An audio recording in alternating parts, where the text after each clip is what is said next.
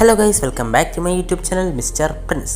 അപ്പോൾ ഇന്നത്തെ വീഡിയോ വളരെ ഇൻട്രസ്റ്റിംഗ് ആയിട്ടുള്ളൊരു വീഡിയോ ആണ്. നമ്മുടെ ജുജുത്സു കൈസനിൽ നമ്മുടെ ഷിബുയ ആർക്കിൽ നമ്മുടെ ഗോജോനെ സീൽ ചെയ്തിട്ടില്ലായിരുന്നെങ്കിൽ എന്തായിരിക്കും നമ്മുടെ ജുജുത്സു വേഴ്സിൽ നടന്നിട്ടുണ്ടാവുക, അതിനെക്കുറിച്ചാണ് നമ്മൾ ഇന്നത്തെ വീഡിയോയിൽ നോക്കാൻ പോകുന്നത്. അപ്പോൾ അത് വളരെ ഇൻട്രസ്റ്റിംഗ് ആയിട്ടുള്ള കാര്യങ്ങൾ, ഒരുപാട് കാര്യങ്ങൾ അതിൽ നടക്കും. അപ്പോൾ അതിനെക്കുറിച്ചൊക്കെ അറിയാൻ താല്പര്യമുള്ള ഒരു വീഡിയോ മുഴുവനായിട്ട് കാണുക. അതുപോലെ തന്നെ നമ്മുടെ ചാനൽ ആദ്യമായിട്ട് കാണുന്ന ഏതെങ്കിലും കൂട്ടുകാരുണ്ടെങ്കിൽ നമ്മുടെ ചാനൽ സബ്സ്ക്രൈബ് ചെയ്ത് ആ ബെല്ലൈക്കൻ എനേബിൾ ചെയ്ത് ഓൾ നോട്ടിഫിക്കേഷൻ അങ്ങ് സെറ്റ് ചെയ്ത് വെച്ചേക്ക്. എന്നാൽ മാത്രമേ ഇതുപോലത്തെ വീഡിയോസ് നിങ്ങളിലേക്ക് കൃത്യമായിട്ട് എത്തിക്കുള്ളൂ. അതുപോലെ തന്നെ നിങ്ങളുടെ ഫ്രണ്ട്സിന് കൂടി ഒന്ന് പരിചയപ്പെടുത്തി കൊടുക്കുക നമ്മുടെ ചാനലിൽ. പിന്നെ ഞാൻ അധികം പറഞ്ഞു വെറുപ്പിക്കുന്നില്ല, നമുക്കെന്നാൽ നേരിട്ട് വീഡിയോയിലേക്ക് പോയേക്കാം.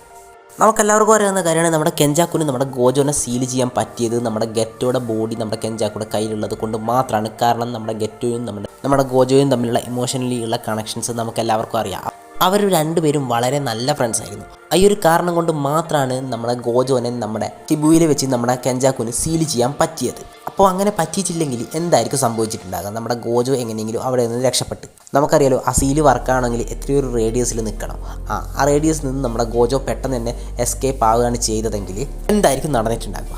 നമുക്കറിയാം അവിടെ ഒരുപാട് സ്പിരിറ്റ്സ് ഉണ്ടായിരുന്നു. അതിൽ വളരെ പവർഫുൾ ആയിട്ടുള്ള നമ്മുടെ ജോഗോ, പിന്നെ മാഹിറ്റോ, പിന്നെ ഹാനമി, പിന്നെ ഒരു ഫിഷ് ടൈപ്പ് സാധനമില്ല അതുകൊണ്ട്, പിന്നെ നമ്മുടെ കെഞ്ചാക്കു. നമുക്കറിയാം നമ്മൾ ഹാനമിയുടെ കാര്യം നമ്മുടെ ഗോജോ ആദ്യം തന്നെ തീർക്കുന്നുണ്ട്. പിന്നെ നമ്മുടെ ജോഗോ, പിന്നെ നമ്മുടെ മാഹിറ്റോ, അതുപോലെ തന്നെ ഫിഷ് ചങ്ങായി, ഇവരെ 3 പേരുടെ കാര്യവും നമ്മുടെ ഗോജോ തന്നെ നോക്കിക്കോളും. അപ്പോൾ അവർ 3 പേരും നമ്മുടെ ഈ ആർക്കോടെ ഡെഡ് ആവുന്നതായിരിക്കും.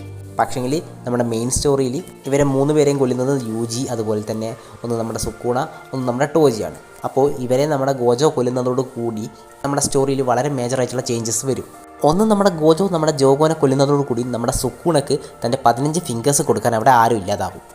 അതോടുകൂടി നമുക്ക് നമ്മുടെ സുക്കൂണ വേഴ്സസ് മോഹറാഗ ഫൈറ്റ് കാണാൻ കഴിയാതെ വരും. ഈ ഒരു ഫൈറ്റ് നടക്കാത്തത് കൊണ്ട് തന്നെ നമ്മുടെ സുക്കൂണക്ക് ഒരിക്കലും മെഗുമീൻ്റെ ബോഡി വേണമെന്നുള്ളൊരു ചിന്ത വരാൻ ചാൻസ് കുറവാണ്.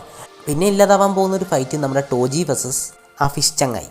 ആ ഫൈറ്റ് നടക്കാത്തതോടുകൂടി നമ്മുടെ മാക്കി ഒരിക്കലും തൻ്റെ ട്രൂ പൊട്ടൻഷ്യൽ എന്താണെന്ന് മനസ്സിലാക്കാൻ പോകുന്നില്ല. എന്താണെന്ന് വെച്ചാൽ നമ്മുടെ ടോജിക്കും മാക്കിക്കും ഇടയിൽ കോമൺ ആയിട്ടുള്ളൊരു കാര്യമാണ് ഹെവൻലി റെസ്ട്രിക്ഷൻ. അപ്പോൾ നമ്മുടെ മാക്കി തൻ്റെ ട്രൂ പൊട്ടൻഷ്യൽ മനസ്സിലാക്കുന്നത് നമ്മുടെ ടോജിയും ആ ചങ്ങയും തമ്മിലുള്ള ഫൈറ്റ് കണ്ടപ്പോഴാണ്. അപ്പോൾ അങ്ങനെ ഒരു ഫൈറ്റ് നടക്കാത്തത് കൊണ്ട് തന്നെ നമ്മുടെ മാക്കിക്ക് ഒരിക്കലും തൻ്റെ ട്രൂ പൊട്ടൻഷ്യൽ എന്താണെന്ന് മനസ്സിലാക്കാൻ പറ്റില്ല. പിന്നെ നമ്മുടെ യുജിയുടെ അതുപോലെ തന്നെ മാഹിറ്റോൻ്റെ ഫൈറ്റ്, ഈ ഫൈറ്റും നടക്കില്ല. നമ്മുടെ ഗോജോ നമ്മുടെ മാഹിറ്റോനെ കൊന്നു കളഞ്ഞാൽ.